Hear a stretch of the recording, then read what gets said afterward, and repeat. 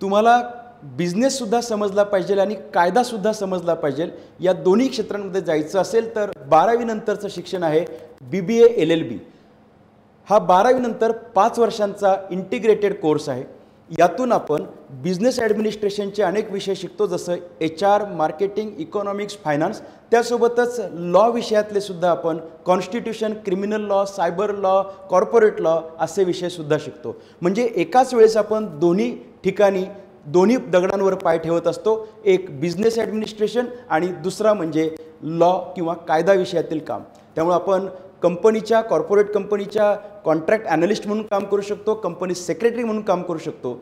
या मोठ्या स्तरातल्या बिझनेसेसमध्ये आपण मार्केटिंग किंवा HR किंवा एक प्रकारचं व्यवस्थापकीय काम हे देखील करत असतो। आपण NGO सांभाळू शकतो आणि त्यासोबत आपण विविध प्रकारच्या आस्थापनांमध्ये निर्णय प्रक्रियेच्या ॲनालिसिसच्या प्रोसेसमध्ये राहू शकतो, कारण आपल्याला बिझनेस देखील कळतोय आणि लॉ देखील कळतोय। त्यामुळे BBA LLB हा शिक्षण अभ्यासक्रम आपल्या दृष्टीने वरदान ठरू शकतो, जेव्हा आपल्याला दोन्ही गोष्टींमध्ये इंटरेस्ट असेल, स्वारस्य असेल।